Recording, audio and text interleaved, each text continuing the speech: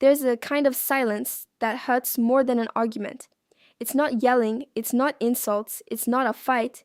It's sitting right next to someone, on the couch, in the car, in bed, on a hard day, on a good day, and feeling like they're there, but they can't quite reach you.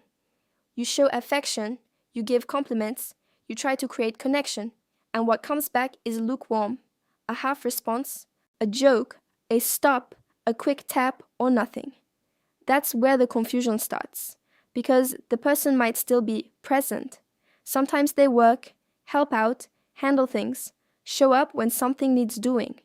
But when it comes to affection, an unhurried hug, a soft word, emotional care, I missed you, come here, it feels like there's a wall.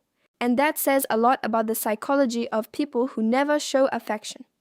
Most of the time, it isn't just being cold, and it isn't always as simple as they don't love you. Sometimes it's protection, sometimes it's fear, sometimes it's shame, sometimes it's emotional limitation. And in some cases, yes, it's convenience, control, or a lack of real interest. The point here isn't to romanticize emotionally cold behavior. And it isn't to talk you into accepting scraps. It's to help you understand what may be underneath it and what it does to you. Start with something people rarely say out loud. Showing affection requires vulnerability, and a lot of people spend their lives avoiding that. Affection looks simple from the outside. A hug, a touch, a compliment, a sweet text, miss you, a thoughtful gesture. But psychologically, affection is exposure. When someone shows real affection, they're communicating. Without saying it directly, you matter to me. I could get rejected. I'm showing myself. I need connection. For someone with a healthy relationship to intimacy, that's natural. For someone who learned that exposure is dangerous, it can feel like a threat. So instead of affection, they offer what feels safer.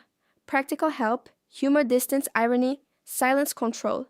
They may even feel a lot. But feeling and showing are not the same skill. That's why people confuse. They don't feel anything.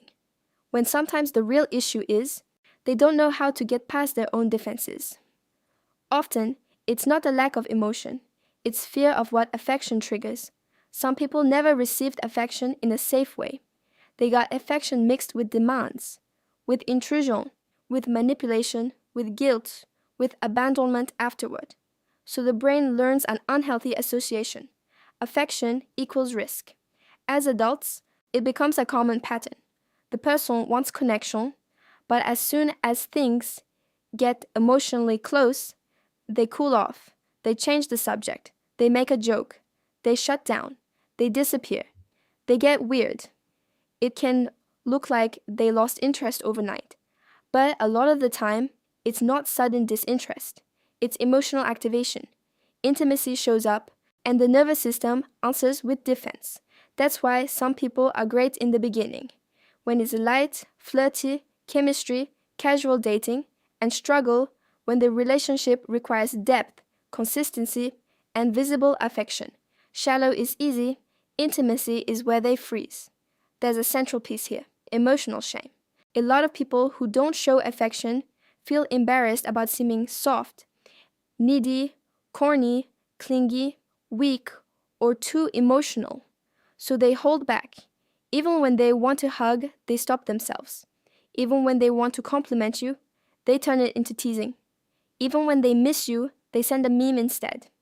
Even when they're scared to lose you, they act indifferent. On the outside, it looks like coldness. On the inside, it can be a lot of emotion, with no language for it. This is the type of person who shows care through shortcuts. They fix problems for you. They pay for things. They help in practical ways. They show up in emergencies. They repair something. They pick you up. They handle tasks. But they freeze when it comes to direct affection. They might think, I'm here. Isn't that enough? And you might think, where's the warmth? Where's the tenderness? Where's the emotional closeness? Both can be true at the same time. And that's how a classic relationship pain starts. One person feels pressure to give something they don't know how to give, and the other feels neglected by something they genuinely need. Some people were trained to function, not to connect. In a lot of families, affection wasn't the language. The language was silence, duty, toughness. Nobody said, I love you. Nobody apologized. Nobody hugged much. Nobody validated feelings. The message was, deal with it, work harder, solve it. Don't be dramatic, don't show weakness. Those people grow up, get into relationships, and bring that system with them. They may be loyal, responsible, present in their own way, but affection isn't automatic for them. It's almost like a foreign language. That's where you hear the line. They have feelings, they just don't know how to show them. Daddy, sometimes that's true, but be careful. That phrase can also become an excuse to normalize chronic emotional absence. Understanding the origin doesn't mean accepting any pattern. Not affectionate and emotionally unavailable are not always the same thing. Some people are more reserved but consistent. They aren't super touchy, but they show care in their own ways. They listen, respect you, repair things, show up, validate you. And some people are emotionally unavailable for real. They avoid deep conversation. They dodge commitment.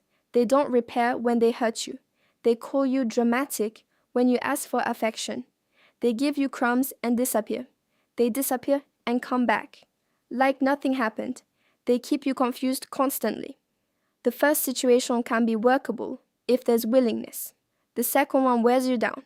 That difference matters, because one can be built with effort, the other can make you sick.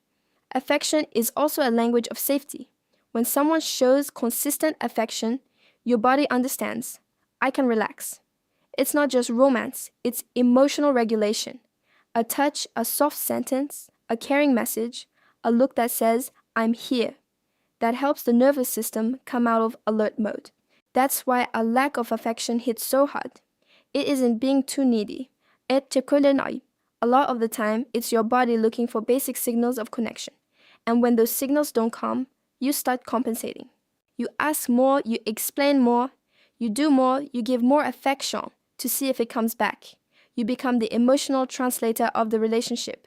You start accepting very little and thanking them for it. That's where a lot of women fall into a dangerous trap, living on emotional crumbs and calling it patience. The classic cycle is this. You ask for affection, they shut down, and you start feeling like you're too much. You say, I miss affection. I want you to show it more. I want more hugs, more warmth, more presence. And the response comes back like, that's just how I am. You're trying to change me. Nothing is ever good enough for you. You're too intense. You really need all that? Stop asking. Now, the topic shifts from affection to your exaggeration. That shift is common. Sometimes it's automatic defense. Sometimes it's manipulation. Either way, the effect is the same. You start doubting whether your need is valid. The question becomes, am I asking for too much? When the more accurate question is, does this person have the capacity or the willingness to build intimacy with me? Some people don't show affection because affection reduces their power. This needs clarity. Not every affection issue comes from trauma or emotional blockage. Some people learn that distance gives them leverage. If they give very little, you chase more, you try harder, you tolerate more, you keep working to earn it. You cling to rare moments of warmth. That creates a power dynamic. They offer less, you value it more. They control the pace, you live on standby. That's emotional scarcity. Crumbs become a prize. In that case, it's not always that they can't show affection. Sometimes they notice that withholding keeps you orbiting. That isn't shyness, it's strategy, conscious or not. When you're receiving very little affection, your body stays stuck in interpretation mode. When affection isn't clear, you start decoding everything. Was that tone affectionate? They texted short. Are they tired or distant? They didn't hug. Did they not notice? Or did they not want to? They liked my story but didn't respond. What does that mean? Bida, you become a full-time analyst of signals. That drains your energy, your self-esteem, and your peace. Healthy affection shouldn't require investigation. People can have different styles, but it shouldn't keep you in constant doubt about where you stand. Real affection can be subtle, but it's still recognizable.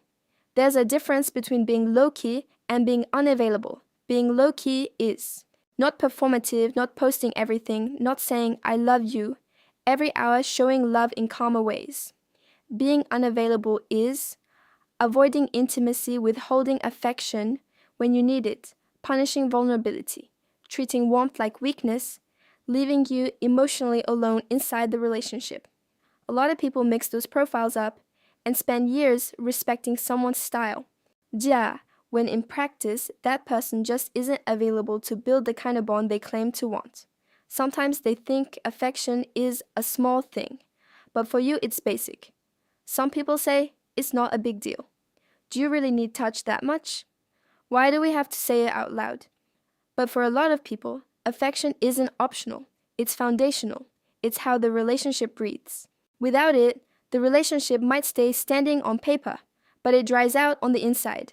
It turns into coexisting duty logistics, and that's especially painful if you're naturally warm, affectionate, expressive, someone who values touch, validation, emotional exchange. You start shrinking yourself to fit into someone else's coldness, and that costs you. Here's the part people miss. Some people who never show affection suffer from it too. They just suffer quietly, and often without admitting it. Deep down, they feel the distance.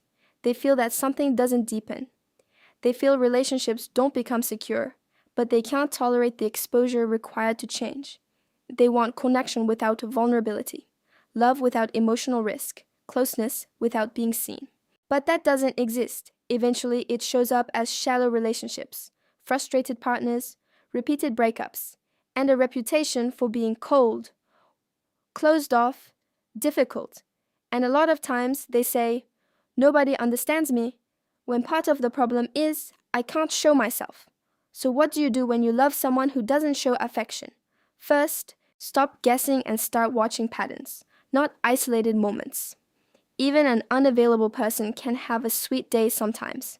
The difference is consistency. Look at this. When you ask for affection, do they try to understand or do they mock you? Do they try to learn your emotional language or do they label you too demanding? Do they show love in other ways and adjust? Or do they only defend themselves? Is there real change or only promises? Then replace vague criticism with a concrete request. Instead of, "You never show me affection," try, "I need a hug when I'm having a hard day. It matters to me to hear affection sometimes." When you go cold after a serious conversation, I feel disconnected. I don't need perfection, but I do need warm presence. Concrete requests reveal a lot. Someone who wants to build will move, even slowly. Someone who wants everything to stay the same gets irritated that you have needs at all. And most important, don't turn a legitimate need into a personal flaw. Wanting affection isn't weakness. Wanting warmth isn't too much.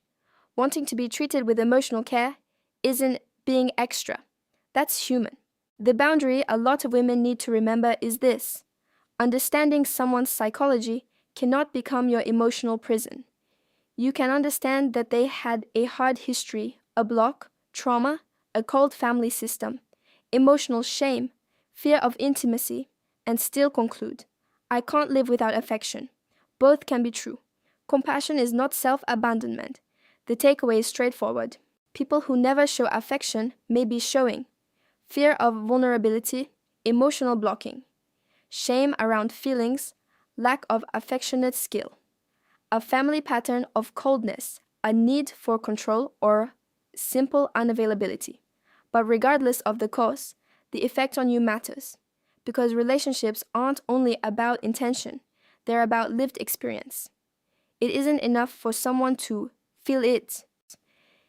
They have to be able to build an environment where you also feel loved. So if you're with someone who never shows affection, keep this in mind. You don't have to beg for the basics.